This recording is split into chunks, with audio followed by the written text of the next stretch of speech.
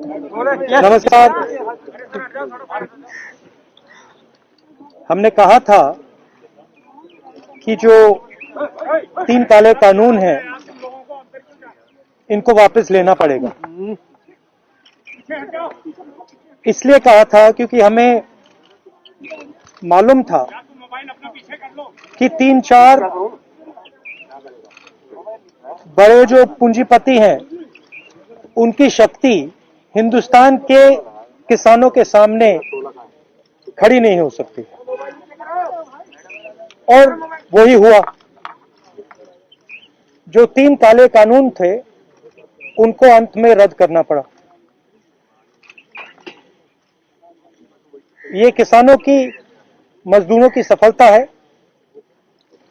एक प्रकार से देश की सफलता है। मगर जिस प्रकार से ये कानून रद्द किए गए, बिना कोई डिस्कशन, पार्लियामेंट में इसके बारे में चर्चा नहीं होने दी, ये दिखाता है कि सरकार डिस्कशन से डरती है, और दिखाता है कि सरकार जानती है कि उन्होंने गलत काम किया, और सरकार डरती है। डिस्कशन जो हमारे किसान भाई शहीद हुए उनके बारे में है, वो जो 700 किसान जिन्होंने अपनी जान दी उनके बारे में डिस्कशन होना था। डिस्कशन ये भी होना था कि ये जो किसानों के खिलाफ कानून बनाए गए, इसके पीछे किसकी शक्ति थी, कौन सी शक्ति थी, ये क्यों किए जा रहे थे, क्यों बनाए गए। डिस्कशन एमएसपी पे भी होना था, और जो किसानों की समस्या है लखीमपुर खीरी, उस पे होना था।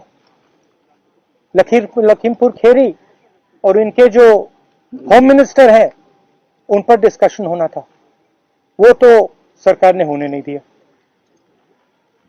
मगर सरकार के दिमाग में थोड़ा सा कंफ्यूजन है। वो सोचती है कि जो गरीब लोग हैं, किसान लोग हैं, मजदूर लोग हैं, उनमें कोई शक्ति नहीं है, उनको दबाया जा सकता है। और इस एपिसोड में यह दिखाया है कि किसानों को, मजदूरों को, गरीब लोगों को, कमजोर लोगों को हिंदुस्तान में दबाया नहीं जा सकता। अंग्रेजी में बोल दो। We had mentioned earlier that the farm laws would have to be withdrawn, and we had said it because we understood that the might of 3 or 4 large crony capitalists cannot stand against the might of the Indian farmer and the Indian laborer, and that has come true. What is unfortunate is how the bills have been repealed without any discussion, without any conversation. We wanted to have a conversation about the forces behind these bills, because these bills do not just reflect the view of the Prime Minister. These bills reflect the power behind the Prime Minister, the power of people and forces behind the Prime Minister, and that is what we wanted to discuss. Who actually is behind these 3 bills? What are the forces that are behind these 3 bills? We wanted to discuss MSP. We wanted to discuss Lakhimpur Kheri. We wanted to discuss the 700 farmers who died in this agitation.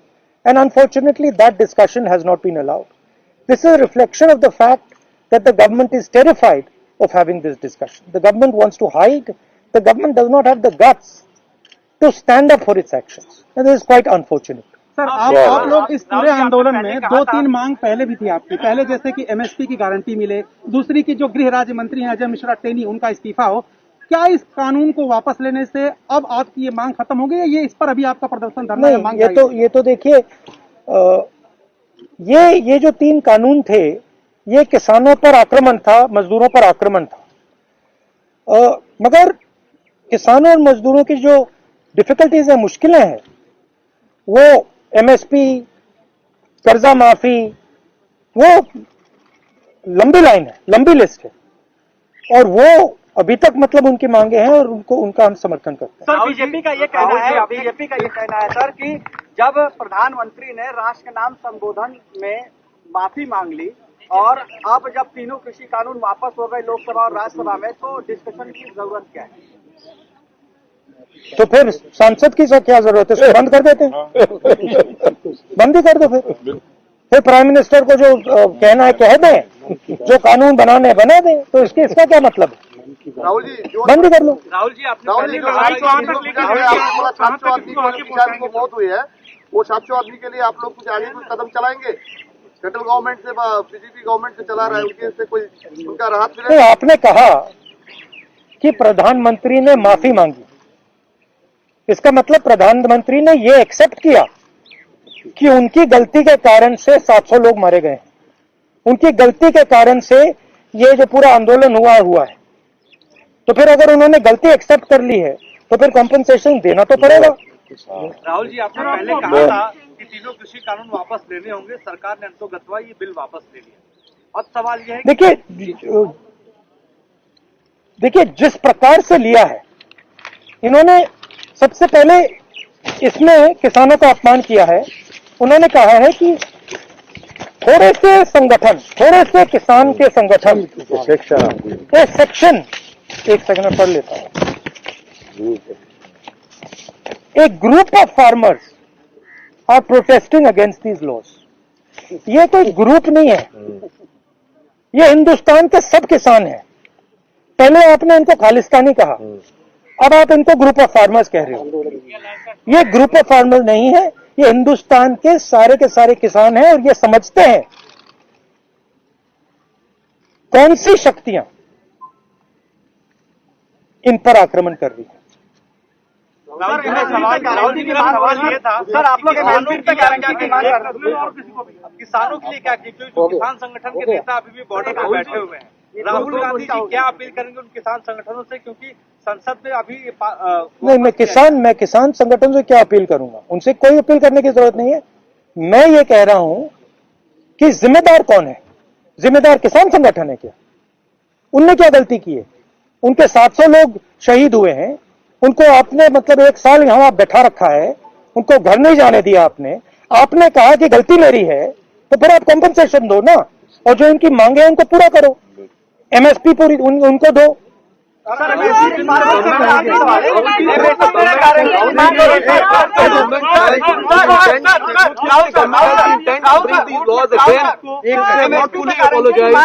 भैया देखिए, रुकिएगा भैया, आपने पूछ लिया, अब बाकी लोग भी बैठे हैं यहाँ पे। सर आपको their intent is not yet clear, you know, since they have not agreed to all the demands, and you think they will Look, bring this is them not again? this is not an isolated event. This is the thing to understand. Just now one of our journalists was asking me the question why parliament should exist. Right? He does not even understand the question he is asking. Because this entire instrument is captured by the same forces that are pushing the farm bill. It is the same forces that carried out demonetization. It is the same forces that put a floor GST. It is the same forces that didn't give any money to the poor people during COVID. So the question is not whether the government is going to try to pass these farm laws again. The question is that the government is captured by a group, by an interest that is against the poor people of this country. They will do whatever can be done to damage the future of the poor people of the country. The government was supposed to take a decision. Sorry? And where was the government decision on repeal taken because of UP and Punjab polls? And what do you plan to do about the MSP? You'll be asking the decision was taken by the government because the government could not face the power, the strength of the Indian people represented in this case by the farmers and the laborers. Of course, the idea that UP elections are near, that must have played something in their mind. what about Last question. the So do you still doubt the intention of the government? Because government is saying that they are fully in support of the farmers. That's why they are repealing the laws. Do you still doubt the intention So of the government? if they were fully in support of the farmers, what were they doing for the last 1 year? Why did it take 700 dead Kisans for them to repeal these laws? Why is the Prime Minister apologizing for what? If they've done nothing against the farmers, why is he apologizing? And on whose behalf is he apologizing? So the intention is bad. And as I mentioned just now, it is not, the Prime Minister is an instrument of these forces. The Prime Minister is the tool of these forces. These forces sit behind the Prime Minister. These forces capture the media and they pass laws like the farm laws. They do demonetization and they are inimical to the future of this country.